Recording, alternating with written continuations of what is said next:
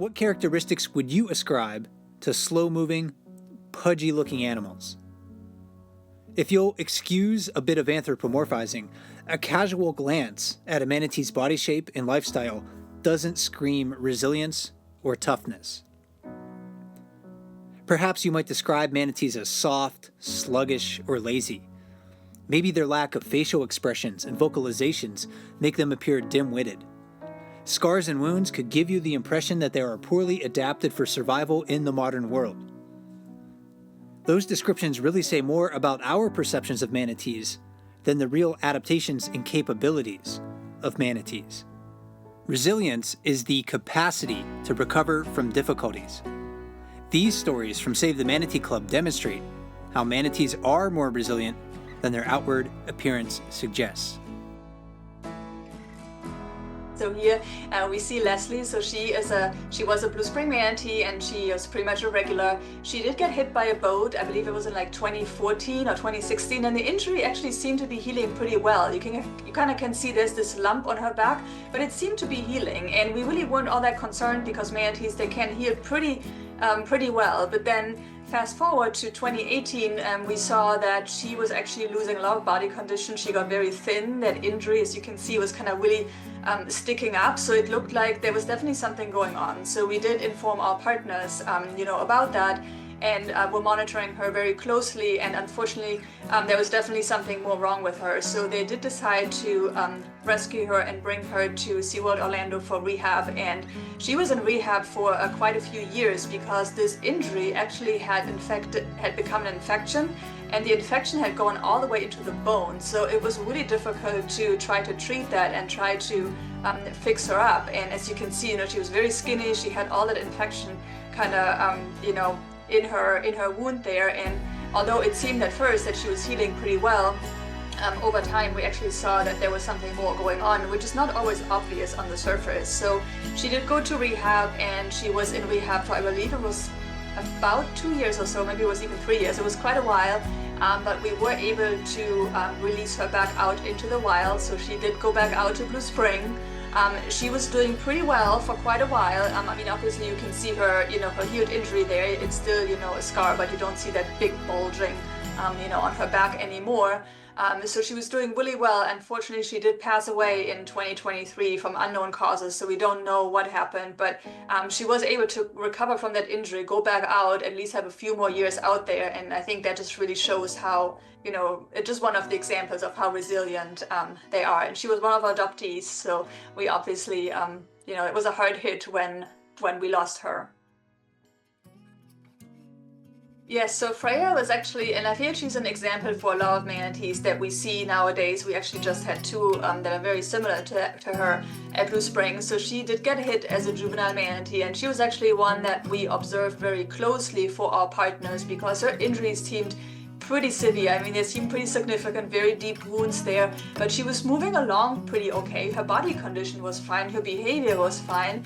So we actually decided to, along with our partners, to just, observe and see how she was doing, because sometimes the stress of conducting a rescue for these animals can actually make things worse. We could open these wounds more, they may struggle in a net. So it's always a really fine balance between trying to see, okay, does this manatee really need rescue, or are they able to heal on their own? So Freya, although these injuries looked horrific and that was really hard to watch, and we have one of a similar injury right now actually at Blue Spring, she was able to completely heal on her own, and we could not believe it when she came back the next year. And as you can see in this video here, her injury had completely healed, and those were, healed gray scars with a little bit of white in there. But, we could still identify her. We know that is Freya, but it's just remarkable to see how some of these animals really are able to heal on their own. And I think it really puts things into perspective, honestly, because, that was one, unlike Lesley, who we did end up rescuing because her body condition was really, really declining.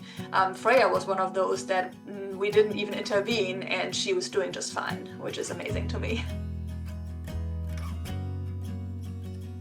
Yeah, China, again, very similar to Freya. I just always like to point her out because she's also kind of funny ID-wise. So she also suffered a pretty significant injury to her upper body, as you can see there on her shoulder area. And she, again, was one that we monitored very closely to see, if that would heal on its own or if she would need rescue. Back in the day when I first started, I just talked to Wayne Hartley, our main researcher today. I wanted to rescue everybody. I said, oh, this is a horrific injury, that manatee needs to come in. I think the last 10 years have really shown me that these animals, they can heal so well without us interfering with them, that, maybe monitoring and them might actually be better than pulling her out. And there she is, a year later, actually with a calf. And as you can see, there's a little, white scar there where those deep cuts were, and she's completely healed, and there she's even nursing a calf. And that was the season after this injury happened, and then she kind of disappeared. We didn't see her for several years, and sometimes they go off to other warm water sites. However, we did have a manatee that came in with a scar on her tail, above her tail, that we named Nasima, I think we named her. That was a pretty significant scar, kind of an interesting pattern. And just this season, we actually got a really good look at the entire animal, and we realized this is China. China had got a new scar, but you can still, if you look really closely in that picture, can see those deep healed scars there on her left shoulder. So that just shows you sometimes with our photo ID, even we can make mistakes. We get so focused on these new, very significant scars that sometimes we don't even see the old healed gray scars. So we got rid of the name Nasima, and we're back to China, and China has been there all along, and she actually has a calf again this season. So she's still doing well. Reckless she's not a blue spring manatee. She was actually somebody we rescued on the East Coast, and this is her in rehabilitation here. She's getting some treatments there at SeaWorld Orlando, who did a terrific job rehabilitating that animal. We rescued her with her newborn calf, and I don't even want to show photos of the rescue because it was just too horrific, and her entire shoulder was affected. She actually lost one of her pectoral flippers, which manatees are able to survive with just one flipper, but it was just somebody we never ever thought would make it through the rescue, the transport, and then the rehab. And she even went through some physical therapy. She was in rehab for quite a while, and here you can see her feeding on some lettuce there during her rehab. So she we beat all odds, and then partners, all the partners were able to release her in, I believe it was early 2024. You can see here, this is I thought this was a really cute little video of SeaWorld put together. She's loaded into the truck. That also answers some people's questions on how do we transport manatees. So they are put into this stretcher, and then they're put into a truck for the transport. And Reckless was an extremely large animal. I believe she weighed in at about 2,400 pounds, so very large female. So she is transported in this truck, and then she's going to her release site. She's getting some measurements there. This is actually her calf at this point, at the age where it's being weaned. So you can see how many people it takes to just to move the stretcher with Reckless there. And this is her at the release site. As you can see, that is a pretty, pretty drastic scar there. And they're actually marking her existing scars right now from previous injuries. And that's being photographed. So if you're wondering kind of what these markings are, lots of people ask us about that. They're actually marking the scars for photo ID to record them. And there she and her calf Churro are being released back out into the wild, which is pretty amazing that they made it. And the reason why I thought we should mention her too is she was just resighted this winter, just last week, and she has a calf again. So not only was she able to survive the injuries, she was actually able to reproduce again, which when we rescued her, I would never have thought that possible. So I think she's just the example for a resilient manatee.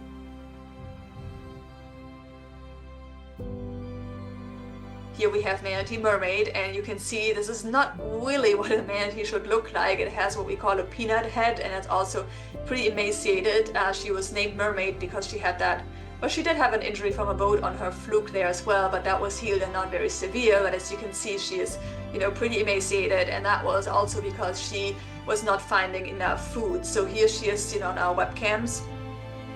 We were seeing her, and she was also seen by the park staff and FWC, who eventually did intervene and rescue her, and she went to Zoo Tampa and to Epcot at Disney for recovery, and then she was released back out into the wild early this winter, and she did make an appearance on our webcams. I want to say it was like right before New Year's or right around Christmas. So it was really nice to see her healthy and round again. This is what a manatee is supposed to look like. And there she is again, coming by on our webcam and doing well. So not always a boat injury that manatees get rescued for, but emaciation and lack of food sources can be a problem too. So hopefully she'll stay in good shape now going forward. And you can definitely look for her on our webcams because she's pretty easy to identify. She has that kind of dolphin or mermaid shaped tail. So pretty easy to spot. So I feel we have some sort of orphan calves at Blue Spring almost every single season. And with orphan calves, again, it's something we monitor very closely alongside our partners because manatees sometimes will adopt orphan calves. So if that's the case, we don't want to interfere. We want to make sure if there is a possibility that these calves are being nursed by other mothers, whether it's one mother adopting or whether it's a manatee being able to kind of go around and nurse on different moms and making it through the winter, then we don't want to interfere because, rescuing a calf, that's going to be a 2 to 3 year commitment in a rehab facility. And that's also taking the manatee out of its environment where it needs to learn for these first 1 or 2 years of its life. And taking that experience away from that manatee makes it really difficult upon release to make sure that these animals are doing well. So with MaryKate, again, we spent several weeks monitoring her, and she was kind of going around trying to nurse on different mothers, and sometimes they can hang in for a really long time. I think we started monitoring her in early December, and then we ended up rescuing her in mid-January. But here you can see how she's kind of trying to bond with that mom. We did see her going up like that to different mothers, which again, we can tell the mothers apart by their scars, to make sure that it wasn't just a calf that wasn't doing well but had a mom, but it was actually just going around and trying to kind of nurse on different mothers. And we even saw some mothers allowing it. Most mothers were pushing it away. Some were kind of chasing it all over the spring run. And as you can see, we really saw the body condition declining. It had like these folds on its ventrum. We also see what we call a peanut head, which is that dent kind of behind the skull there. That's not really something you want to see in a manatee. You don't want to see that in a calf or in an adult. So we monitored that very closely, and towards the end she was just kind of sitting by herself there, and no other manatees around, and she wasn't quite ready to give up on herself, but she was definitely not in a state where she was able to really make it out there a lot longer on her own. So her rescue still to this day kind of stands out to me, because oftentimes we use a hoop net from the rescue boat to get these calves, but with her, we actually had one of my co-workers from the FWC take the hoop net out on the canoe with me, and here that's me paddling the research canoe and my co-worker with the hoop net, and we were actually able to hoop net little MaryKate from the canoe, which we were pretty amazed that we did not tip the canoe over. I think everyone was prepared for that to happen.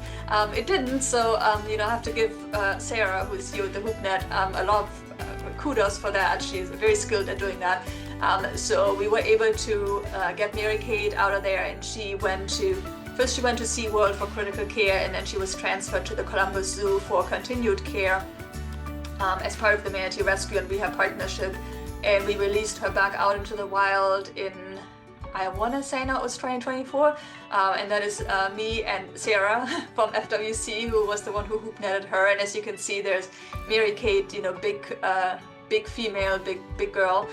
She was also tagged, like we just talked about, since she didn't have that experience in the wild. So she did go back out, and we're super happy to see her coming back to Blue Spring now. We did see her a couple of weeks ago, and here's just a quick picture of her, and she looks really good. So she graduated from the program. She's no longer tagged. She has, done everything that they wanted to see. She's going out to eat. She's coming back for the warm water. So and since she is a female, we are hoping that maybe one day she'll have calves of her own. So that's a really nice kind of, full circle to see from a little orphan calf how well she's doing now. So we have high hopes for her for the future. In a world where humans create many hazards for wildlife, manatees show that their resilience is one of their strongest traits.